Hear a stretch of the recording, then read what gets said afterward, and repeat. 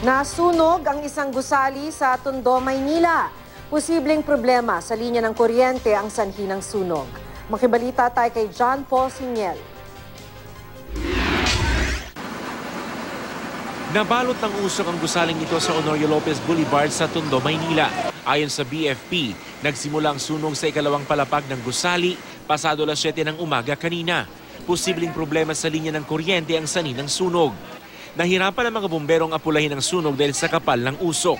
Mabuti na lang at wala pa masyadong tao sa loob ng gusali na pagmamayari ng Scan Marine Incorporated. Hindi pa kasi pumapasok noon ang karamihan sa mga empleyado nito. Bago sila mag-in, may apoy na eh. Oo, nakita na silang usok sa second floor. Actually, mga dokumento lang yon, mga papeles lang. Pero yung mga nasa taas kasi nandun yung mga equipment namin ng mga communication. Ang iba namang nasa loob ng gusali, inakyat ng mga bumbero para mailigtas. Supplier na ng radar at communications equipment ang naturang kumpanya. Sila rin ang nagsusupply ng radio equipment ng AFP at Philippine Navy.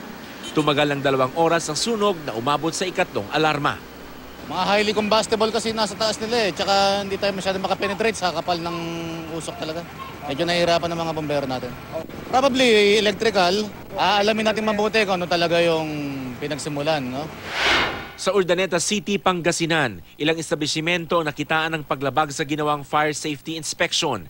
Ilan sa mga ito ang pagharang sa fire hose cabinet, problema sa fire extinguisher at hindi nakasaksak na emergency lights.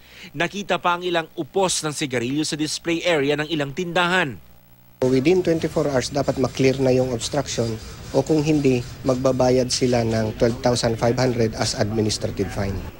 Hinihikayat ng BFP ang lahat na mag-ingat para iwas sunog lalo na ngayong mag-holiday season kung kailan maraming tindahan ang dadagsain at maraming kuryenteng dekorasyon lalo na sa mga bahay.